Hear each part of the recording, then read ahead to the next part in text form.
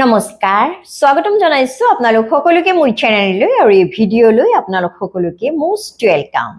আজি এই ভিডিঅ'ৰ জৰিয়তে মেঘ ৰাশিৰ 2026 বৰ্ষৰ জুলাই মাহৰ বাবে টেৰট কাৰ্ড ৰিডিং আপোনালোকৰ সন্মুখলৈ লৈ আহিছো। প্ৰতিটো ৰাশিৰ বাবে টেৰট কাৰ্ড ৰিডিং মোৰ এই চেনেলত পোষ্ট কৰা হ'ব। আজি এই ভিডিঅ'ৰ জৰিয়তে মেঘ ৰাশিৰ জুলাই মাহৰ গুৰুত্বপূৰ্ণ দিশসমূহ যেনে তেওঁলোকৰ কেৰিয়াৰ, চাকৰি, ব্যৱসায়, শিক্ষা, স্বাস্থ্য লগতে ব্যক্তিগত সম্পৰ্কসমূহৰ ওপৰত আপোনালোকৰ দৃষ্টিগোচৰ কৰিবলৈ চেষ্টা কৰা হ'ব। লগতে এই টেৰট কাৰ্ড ৰিডিং হ'ব টোটেলি সাইকিক ৰিডিং। তেন্তে আহক প্ৰভুৰ নাম লৈ মেঘ ৰাশিৰ জুলাই মাহটো কেনেদৰে পাৰ হ'ব তাক আজি টেৰট কাৰ্ডৰ জৰিয়তে বিশ্লেষণ কৰা আৰম্ভ কৰোঁ। মেঘ ৰাশিৰ জাতক জাতিকাসকলক জুলাই মাহৰ আৰম্ভণিতে যথেষ্ট ধীৰ স্থিৰ দেখিবলৈ পোৱা গৈছে। আপোনালোকক যথেষ্ট প্ৰেক্টিকেল আৰু পজিটিভ দেখিবলৈ পোৱা গৈছে আৰু এই সময়ছোৱাত ক'বলৈ গ'লে আপোনালোকে নিজৰ কেৰিয়াৰত সম্পূৰ্ণকৈ গুৰুত্ব দিয়া, কনচেন্ট্ৰেট কৰা দেখিবলৈ পোৱা গৈছে। এই সময়ছোৱাত ক'বলৈ গ'লে জীৱনত আপোনালোকে অধিক টকা পইচা কেনেকৈ আৰু উপাৰ্জন কৰিব, নিজৰ কেৰিয়াৰ ক্ষেত্ৰত দুপে কেনেকৈ আৰু উন্নতি কৰিব সেই লৈ গভীৰকৈ চিন্তা কৰা দেখিবলৈ পোৱা গৈছে আৰু আপোনালোকে নিজৰ লক্ষ্যত অচল অটল হৈ থকা দেখিবলৈ পোৱা গৈছে। কেৰিয়াৰ বা ফাইনেন্সৰ পইণ্ট অফ ভিউৰ পৰা যদি চাওঁ, প্ৰফেশ্যনৰ ক্ষেত্ৰত এই মাহত আপোনালোকৰ জীৱনত হয়তো কিছুমান সৰু সুৰা বাধা বিঘিনি আহিব পাৰে, নহা নহয়, কিন্তু সেই একে সময়তে আপোনালোকে নিজৰ বৃত্তিৰ ক্ষেত্ৰত হয়তো ডাঙৰ কিবা সাকসেছো লাভ কৰিব পাৰে। হয়তো ব্যৱসায়ীসকলে মাহৰ প্ৰথম ভাগত নিজৰ বিজনেছৰ ক্ষেত্ৰত যথেষ্ট টকা পইচা উপাৰ্জন কৰিবলৈ সক্ষম হ'ব পাৰে বা যিসকলে চাকৰি কৰি আছে তেওঁলোকৰ চাকৰিৰ ক্ষেত্ৰত প্ৰমোচনো হ'ব পাৰে। কিন্তু কোনো চাকৰিয়াল সকলক বিশেষকৈ এই মাহত নিজৰ চাকৰিৰ ক্ষেত্ৰত কিছু ফ্ৰাষ্ট্ৰেটেড হোৱাও দেখিবলৈ পোৱা গৈছে। আপোনালোকে যে নিজৰ দায়িত্ব কৰ্তব্যসমূহ কৰি ভাগৰি পৰিছে আৰু কোনো সময়ত আপোনালোকে হয়তো নিজৰ জব সুইচ কৰাৰ কথা, নিজৰ চাকৰি পৰিত্যাগ কৰাৰ কথাও হয়তো চিন্তা কৰিব পাৰে। এই ক্ষেত্ৰত আপোনালোকে দুটা কথা চালিজাৰি ভালদৰে নিজকে সুধিব, দৰকাৰ হলে আপোনালোকে কাগজ এখনত লিখি ল'ব যে বৰ্তমান আপোনালোকে যি চাকৰি কৰি আছে সেই চাকৰি ত্যাগ কৰিলে ভৱিষ্যতৰ বাবে আপোনালোকৰ কি ৰাস্তা খোলা থাকিব আৰু বৰ্তমান চাকৰিটোৰ জৰিয়তে আপোনালোকে নিজৰ জীৱনৰ ক্ষেত্ৰত কিদৰে সুৰক্ষা অনুভৱ কৰিছে। অৰ্থাৎ আপোনালোকে নিজৰ চাকৰিৰ ক্ষেত্ৰত পজিটিভ আৰু নেগেটিভ সাইড দুটা সাইড ভালদৰে চালিজাৰি চাইহে এই মাহত সিদ্ধান্ত ল'ব। আৰু মই ভাবো মাহৰ প্ৰথম ভাগত আপোনালোকে এই মাহত চাকৰি পৰিত্যাগ নকৰাই ভাল, কিয়নো কেৰিয়াৰ ক্ষেত্ৰত মাহৰ মধ্যভাগৰ পৰা শেষৰ সময়খিনি ভাল বুলি ক'ব পাৰি। হয়তো পূৰ্বৰ আপোনালোকৰ সকলো তিক্ত অভিজ্ঞতা মাহৰ শেষৰ ফালে উৰ পৰিব পাৰে, নতুবা মাহৰ শেষৰ ফালে হয়তো কোনোবাই জীৱনত নতুনকৈ স্বাৱলম্বী হ'ব পাৰে। মাহৰ শেষৰ ফালে কোনোবা মেঘ ৰাশিৰ জাতক জাতিকাসকলে হয়তো নতুনকৈ গভৰ্ণমেণ্ট চাকৰিও পাব পাৰে, নতুবা কোনোবা ভাল পাব্লিক সেক্টৰত আপোনালোকক হয়তো চাকৰি পাবলৈ সক্ষম হ'ব পাৰে। কেৰিয়াৰ ক্ষেত্ৰত এই মাহত ক'বলৈ গ'লে আপোনালোকৰ তিতা মিঠা দুইটা অভিজ্ঞতাই হ'ব। গতিকে দুইটা দিশতে আপোনালোকে ভালদৰে যদি অভিজ্ঞতাসমূহ গ্ৰহণ কৰে আৰু জীৱন পথত নিজকে আগবঢ়াই নিবলৈ চেষ্টা কৰে, তেন্তে হয়তো আপোনালোকে এক নতুন ৰাস্তাৰ সন্ধান পাবলৈ সক্ষম হ'ব। লগতে শিক্ষাৰ্থীসকলে শিক্ষাৰ ক্ষেত্ৰত যিমানখিনি গুৰুত্ব দিয়া উচিত সিমানখিনি কিন্তু তেওঁলোকক গুৰুত্ব দিয়া দেখিবলৈ পোৱা নাই। তেওঁলোকে যেন কষ্ট কৰি ভাগৰি পৰিছে। মনলৈ এই মাহত আৰম্ভণিতে হয়তো তেওঁলোকৰ কিছু হতাশা আহিব পাৰে। তেওঁলোকে এনেকুৱা অনুভৱ কৰিব পাৰে যেন তেওঁলোকে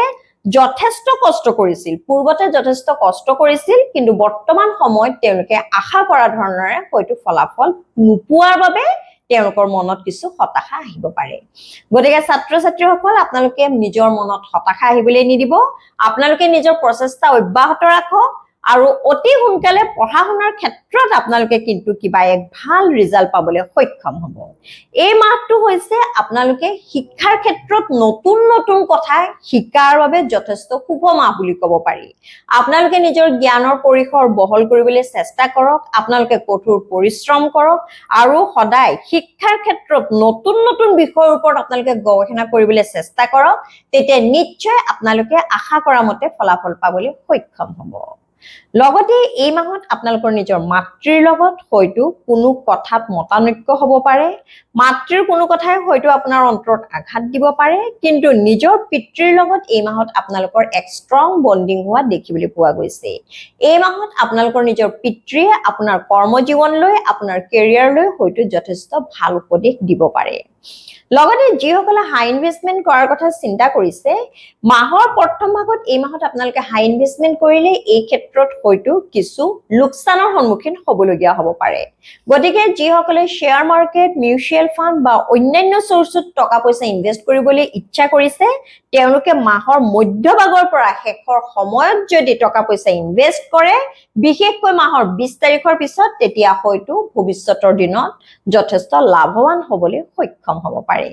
লগতে এই মাহত বহুতো মেষ ৰাশিৰ জাতক জাতিকাই হয়তো জীৱনত নতুন সম্পত্তি ক্ৰয় কৰিব পাৰে নতুন মাটি নতুন ঘৰ নতুন ফ্ল্যাট নতুন গাড়ী বা অন্যান্য কিবা বহুমূলীয়া সামগ্ৰী লোৱাৰ বাবে এই মাহটো যথেষ্ট শুভ ফলদায়ক মাহ বুলি ক'ব পাৰি লগতে স্বাস্থ্যৰ ক্ষেত্ৰত যদি চাও এই মাহত স্বাস্থ্যৰ ক্ষেত্ৰত বিশেষ আপোনালোকে ডাঙৰ সমস্যাৰ সন্মুখীন হোৱা দেখিবলৈ পোৱা নাই কিন্তু কিছুমান মানসিক সমস্যা আপোনালোকে হয়তো এই সময়ছোৱাত সন্মুখীন হোৱাৰ বাবে আপোনালোকৰ মনলৈ কিছু হতাশা আহিব পাৰে হৰমনাল ইমবেলেন্স নতুবা এই সময়ছোৱাত আপোনালোকে হয়তো থাইৰয়ডৰ প্ৰবলেমতো পৰিব পাৰে গতিকে আপোনালোকে ৰেগুলাৰ মেডিটেশ্যন কৰক পজিটিভ এফাৰ্মেশ্যন সমূহ মহৎ লোকৰ বাণী সমূহ আপোনালোকে পঢ়িবলৈ জানিবলৈ ইচ্ছা কৰক লগতে সদায় আপোনালোকে মন্ত্ৰ উচ্চাৰণ কৰক আপোনালোকে যিজন দেৱতাক আৰাধ্য দেৱতা হিচাপে পূজা কৰে আৰাধনা কৰে তেওঁৰ নাম আপোনালোকে প্ৰত্যেক দিনাখনে 108 বাৰ জপ কৰিবলৈ চেষ্টা কৰক তেতিয়া চাব মনৰ পৰা আপোনালোকৰ নেগেটিভিটি সমূহ ক্ৰমান্বয়ে আঁতৰি গৈছে আৰু মনটো পজিটিভ হলেহে আপোনালোকে এক পজিটিভ মাইন্ডসেট নিজৰ মাজত গঢ়ি তুলিব পাৰিলেহে আপোনালোকে নিজৰ লক্ষ্যত উপনীত হ'বলৈ সক্ষম হ'ব লগতে যিসকলে ব্যক্তিগত সম্পৰ্কত আছে আপোনালোকক মই এটা টেৰট গাইডেন্স দিওঁ যে এই মাহত আপোনালোকে নিজৰ ব্যক্তিগত সম্পৰ্কৰ ক্ষেত্ৰত একো কিন্তু ডাঙৰ সিদ্ধান্ত নলব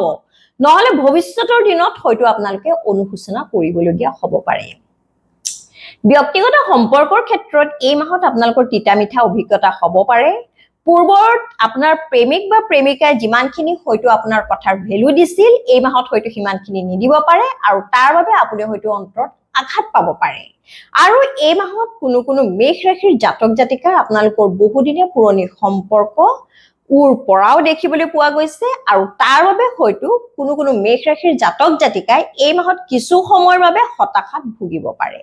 আপোনালোকে নিজকে যিমানে নিজৰ কৰ্মৰ লগত ব্যস্ত ৰাখিব সিমানে আপোনালোকে হতাশাৰ পৰা মুক্ত হ'বলৈ সক্ষম হ'ব ৰেগুলাৰ ডিউটিজ ৰেসপন্সিবিলিটিজ সমূহ আপোনালোকে কৰিবলৈ চেষ্টা কৰক তেতিয়া চাব হতাশাই আপোনাৰ জীৱনত একেবাৰে স্থান পাবলৈ কিন্তু সক্ষম নহয় লগতে যিসকলে বিবাহৰ বাবে পাত্ৰ বা পাত্ৰী বিচাৰি আছে মাহৰ শেষৰ ফালে আপোনালোকে তেনে ধৰণৰ পাত্ৰ বা পাত্ৰী পাবলৈ সক্ষম হ'ব যদিও এই মাহত কিন্তু আপোনালোকৰ বিবাহ ফিক্সড হোৱা দেখিবলৈ পোৱা নাই আৰু এটা কথা মই ক'বলৈ পাহৰিছো যিসকল লিগেল মেটাৰ্ছত ইনভলভ হৈ আছে যিসকলে কোৰ্ট কাছাৰীৰ মুকদ্দমাত ইনভলভ হৈ আছে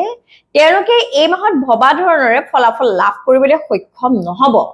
আপোনালোকে এই ক্ষেত্ৰত নিজৰ ফালৰ পৰা আৰু প্ৰচেষ্টা আগবঢ়াওক আৰু আপোনালোকে চেষ্টা কৰক আৰু দৌৰাদৌৰি কৰক আৰু হয়তো আপোনালোকে যোগ্য ব্যক্তিৰ জৰিয়তেহে নিজৰ কোৰ্ট কাছাৰীৰ ক্ষেত্ৰত সফলতা লাভ কৰিবলৈ সক্ষম হ'ব লগতে যিসকলে বেংকৰ পৰা লোনছ এপ্লাই কৰে তেওঁলোকে মাহৰ প্ৰথম ভাগত লোন চেংচন হোৱাৰ ক্ষেত্ৰত হয়তো সৰু সুৰা অসুবিধাৰ সন্মুখীন হ'ব পাৰে কিন্তু মাহৰ শেষৰ ফালে আপোনালোকৰ লোন চেংচন হোৱা দেখিবলৈ পোৱা গৈছে লগতে যিসকল বৈবাহিক তেওঁলোকৰ এই মাহত নিজৰ হাজবেণ্ড বা ওয়াইফৰ লগত হয়তো কোনো কথা যুক্তিতৰ্ক হ'ব পাৰে আপোনাৰ হাজবেণ্ড বা ওয়াইফে আপোনাৰ স্পাউছে সকলো ক্ষেত্ৰতে পূৰ্বতে আপোনাক যেনে ধৰণৰ সাপোৰ্ট কৰিছিল